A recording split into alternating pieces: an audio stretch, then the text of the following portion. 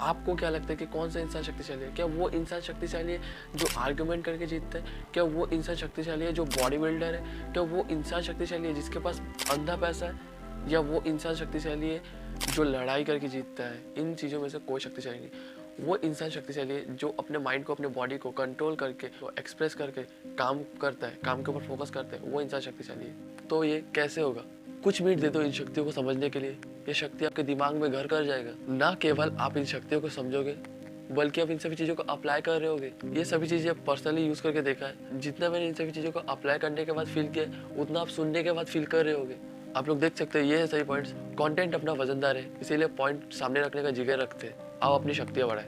First, आपको अपनी limit पता होनी चाहिए। एक योद्धा को अपनी लिमिट पता होती है। आपको आपकी एनर्जी एंड स्किल बस एक दूरी तक ले जा सकता है। उसके बाद आपको एक सही वक्त और सही मौके की एडवांटेज लेनी आनी चाहिए। एक तैराक पानी में तैरता है, उसकी एक लिमिट होती है। वो उस पानी में तैरने की ताकत लगाएगा, बहुत ताकत लगाएगा, जिससे बस लहरें उठेंगी और इसी कारण से वो तैर नहीं पाएगा। और जो इंसान हल्के पैर से तैरता है, वो पानी को अपने सपोर्ट में यूज करेगा और फास्ट तैरेगा। आपको पता करना पड़ता है कि आपको किस पॉइंट से किस पॉइंट तक जाना है, किस वक्त आपको हाथ पार मेहनत करना पड़ता है, किस वक्त को आपको इन सभी चीज़ों के एडवांटेज लेनी पड़ती है। ये सभी चीज़ें आपको पता करना पड़ता है। तो ये सब चीज़ें कब होगा? जब आप अपने ऊपर काम करोगे। सेकंड पॉइंट, लोगों के जोश को देखो, उनके गुस्से और उनके उतावलेपन को देखो। आप बस कुछ मत करो, बी अ ग्रेट ऑब्जर्वर। देखो, जो पहले चाल चलता है उसकी रणनीति पहले ही सामने आ जाती है। जब सामने वाला खुद को ऊपर दिखाना चाहता है, तब उसको डिस्टर्ब मत करो, उसे बस वही करने दो। 100 सुनार की एक लोहार की। ये गेम देखो, इस गेम में लग रहा है कि ये बंदा जीतने वाला है, और फिर लास्ट में जो ऑपोजिट बंदा होता है वो पूरे गेम को एकदम बदल कर रख देता है। एक बैल गुस्से से उड़ा सकता है, पर आप कुछ मत करो, आप बस ऑब्जर्व करो। वो बैल गुस्सा निकाल करके थक जाएगा, फिर आप उस पर हावी पड़ जाओगे। थर्ड पॉइंट, मनभूमि में गेम बनाओ। हमें दो जगह गेम खेलना होता है, एक अपने मन से और दूसरा अपने कॉम्पिटिटर से। तो जो इंसान होता है ना, वो सभी चीज़ों से तो जीत जाता है, पर अपने मन से नहीं जीत पाता। तो वो क्यों नहीं कर पाते? आप में से कुछ जितने भी लोगों ने महाभारत देखा होगा, उसमें मामाश्री बताते हैं कि मेरे बच्चे, रणभूमि में युद्ध आरंभ हो उससे पहले मनोभूमि में खेला जाता है। और आप लोगों ने ये देखा होगा कि आपको जिस काम में एफर्ट लगाना पड़ता है, उस काम को हमारा मन बोलता है कि अब बस और नहीं, फिर आप सभी उन काम को टालने लगते हो। अगर आप इन सभी चीज़ों को टालते हो, तो आप अपने मनभूमि में गेम का कैसे खेलोगे? आप अपने फील्ड का बाप कैसे बनोगे? तो आपको जैसा भी फील हो, जैसा भी मन हो, आपको काम करना पड़ेगा। चौथा पॉइंट, जो वो देखना चाहते हैं बस उन्हें वही दिखाओ। हर एक जीव का नेचर है, उसके आसपास क्या हो रहा है उसे उस चीज़ को देखने का मन करता है। आप क्या कर रहे हो, ये सभी चीजें लोगों के लिए जानना मुश्किल कर दो। इतिहास में किसी भी योद्धा की सफलता का कारण होता है सामने वाले की इच्छा, सामने वाले का डर, लालच, इरादे, शक्तियाँ, कमजोरियाँ पता चल जाए। जैसे रात में कितनी जगह आग लग रही है, इससे ये पता लगाया जाता है कि कितने लोगों के लिए खाना बन रहा है, इसका मतलब कितनी सेना है। इन सभी टेक्निकों से वो अपने दुश्मन को जानने की कोशिश करते हैं। अपनी बातें अपनी तक रखो। अगर किसी को बताना पड़े तो इमेजिनरी बातें ऐड करके ऐसा बोलो जिससे कि उन लोगों को झूठ ना लगे जो आप बता रहे हो। अगर आप एक इमेजिनरी कहानी बोल करके आप खुद की रक्षा करते हो, तो ये गलत नहीं है, ये सही है, क्योंकि वो आपकी बातें जानकर आपको कमजोर कर देगा। कोहरे में जब कुछ नहीं दिखता, तब आप बहुत अच्छी चाल चल सकते हो, इसीलिए लोगों के लिए कोहरा बनाओ। पांचवा पॉइंट, जो इंसान मैदान में फास्ट डिसीजन लेते हैं उससे लोग डरते हैं। रिसर्च कहती है कि अब तक जितने भी युद्ध जीते गए, इसकी वजह मिली है कि उनके जो सैनिक थे उनको कभी रोबोट नहीं बनाया गया। रोबोट एक ही चीज को सीख करके बहुत अच्छे से करती है, वो खुद से सीख करके कुछ नहीं करती है। एक जैसे चलने वाले लोग जल्दी समझ में आते हैं। एक जानवर सीधे लाइन में हमला करता है, लेकिन मकड़ी अपना जाल बनाकर, अपनी शक्तियां बिखेर कर किसी मूर्ख के फंसने का इंतजार करती है। तो आप भी अपनी शक्तियां बिखेर कर आप काम करो और किसी मूर्ख के फंसने का इंतजार करो। छठवां पॉइंट, अपनी जगह बना करके रखो। एक राजा को अपनी जगह पता होती है। अगर कोई भी राजा अपनी राजगद्दी को छोड़ करके चपरासियों के साथ घूमता है या उनके साथ मिलाप करने लगता है, तो राज्य में जितने भी लोग होंगे वो राजा को चपरासियों वाली इज्जत देंगे, और साथ ही उस राजा पर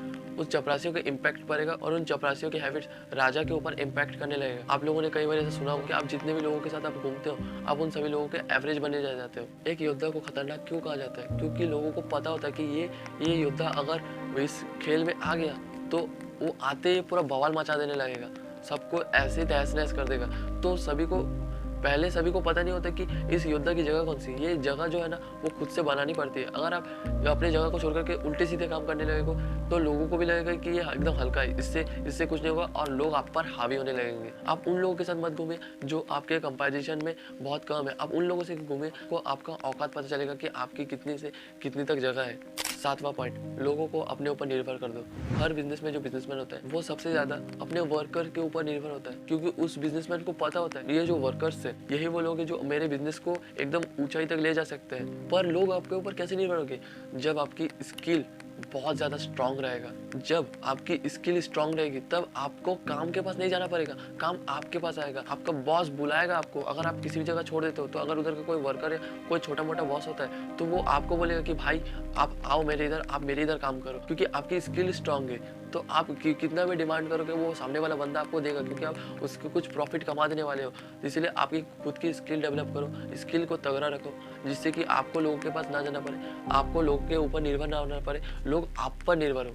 8वां पॉइंट, छुपे रुस्तम बनो, छोटे छोटे निवाले खाओ। झटके से शक्तिशाली और तेजी से शिखर पर चढ़ने लगोगे तो आप लोगों के निशाने पे आ जाओगे और लोगों के मन में जेलसी पैदा होने लगेगी। आप जिन लोगों के साथ घूमते हो वही लोग आपको गिराने के लिए रणनीतियां बनाने लगेंगे। लोगों के जल्दी से बोलने का फायदा उठाओ, बेबी स्टेप लेते लेते अपना कब्जा बढ़ाओ। इससे आप लोगों के रडार में नहीं आओगे और ना ही कोई आपकी चाल देख पाएगा। और जब तक आपका पूरा कंट्रोल आपके काबू में नहीं आ जाता तब तक चमत्कार को उजागर मत करो। 9वां पॉइंट, आपका ध्यान बड़ी जीत पे होना चाहिए। आपके आसपास घर, ऑफिस, शहर, इंडस्ट्रीज, हर जगह कोई ना कोई चाल चल रहा है और अपने आप को शक्तिशाली बनाने के लिए लोग किसी भी हद तक चले जा सकते हैं, जिससे भले ही आपको हर्ट क्यों ना हो। तो एक बात सुनो, चाहे आप छोटी लड़ाई हार जाओ पर अंत में विराट युद्ध आपको ही जीतना है। धंधे में छोटा लॉस खा लो, उनको लगने दो कि आप हार रहे हो, पर अंत में सबसे मोटा प्रॉफिट आपको ही लेके जाना है। आप छूट मूट लड़ाई हार करके उनको खुश कर दो ताकि वो रुक जाए। अपना विजन बड़ा रखो, अपना लक्ष्य बड़ा रखो, पर बोलना नहीं है किसी को। अब आप में से कुछ लोग बोलोगे कि भाई हमारा जो गोल है वो तो बहुत ज़्यादा बड़ा है, हमें लगता है कि यार हम इस चीज़ को अचीव कर पाएंगे कि नहीं, ये भी हमें लगता है। तो भाई आप सभी को पहले एक बात बता देता हूँ कि जो लक्ष्य होता है, जो गोल होता है वो वास्तविक दुनिया से कनेक्टेड होना चाहिए। ऐसे ही नहीं हो जाता कि गोल ये है वो कर दूँ। अगर आपका ये गोल है कि आप ये सोचते हो कि आपको टाइम मशीन बनाना है तो आप पहले ये सब चीज़ों को आपको देखना पड़ेगा कि ये रियलिटी है या नहीं है। वाह, क्या ये मैं कर सकता हूँ? अगर इसके कुछ वजूद भी है इंडिया में तो अगर मैं ये सब चीज़ों का रिसर्च करता तो मैं कर पाऊँगा। तो आपको पहले ऑब्जेक्ट रियलिटी देखना पड़ेगा, वास्तविकता को आपको देखना पड़ेगा। प्लस इच्छा और लक्ष्य दोनों एक नहीं होता है। इच्छा तो कुछ भी हो सकता है पर जो लक्ष्य होता है वो वास्तविकता के बेस पे बनना चाहिए। ऑब्जेक्ट रियलिटी पे बात करो, जो आपको चाहिए वो आपको स्पष्ट होना चाहिए। आपको उस चीज़ की डिटेल पता होनी चाहिए, एक सेंटर पॉइंट पता होना चाहिए आपको। और अगर आप अपने गोल को अचीव करना चाहते हो तो आपको छोटे मोटे अचीवमेंट छोड़ने पड़ सकते हैं, तब जाकर के आप उन सब चीज़ों को कर सकते हो। 10वां पॉइंट, अपने आप को अपडेटेड रखो। तो अपने आप को अपडेटेड कैसे रख पाओ? बट एक मिनट, अपने आप की शक्तियाँ बढ़ाने में किसका हाथ होता है? पर्सनली खुद का। क्योंकि यार इस दुनिया में ना सभी आपको गिराने की कोशिश करेंगे, कोई ये नहीं चाहेगा कि आप दूसरे से ऊपर उठो। ठीक है, आपको अपनी शक्तियों को बढ़ाने पर काम करना पड़ेगा। ये सभी पॉइंट्स मैंने खुद से बनाए हैं, प्लस कुछ पॉइंट्स मैंने 48 सब लॉ से लिए हैं। आपको प्रॉपर तरीके से इन सब चीज़ों को फॉलो करना पड़ेगा, अप्लाई करना पड़ेगा, आपको देखना पड़ेगा, आपको एनालाइज करना पड़ेगा कि कैसे क्या वर्क करता है। ठीक है, और 10वां पॉइंट आपके लेफ्ट साइड में शो हो रहा होगा, तो आप इसको जाके अभी चेकआउट कर सकते हो। आपको कैसे लगा ये वीडियो मुझे कमेंट बॉक्स में जरूर बताना ये सभी पॉइंट, और आपको ये सभी चीज़ें कैसे लगा अपने बारे में जान करके कि कैसे शक्तियाँ बढ़ा सकते हैं। अगर आप सभी को अच्छा लगा तो आप एक फीडबैक दे सकते हो, कमेंट बॉक्स ओपन है। अगर आपको कोई समझ में नहीं आया क्या लिखना है तो आप यस लिख के छोड़ सकते हो भाई, जिससे मुझे पता चले कि ये सभी चीज़ें अप्लाई करी जा रही है। तो अपनी ग्रोथ को डेवलप करो भाई, अपने ऊपर काम करो। ठीक है, thank you watching for cool influencer. Video पसंद आया तो लाइक कीजिए, सब्सक्राइब कीजिए। मिलते हैं नेक्स्ट वीडियो में। Love you all.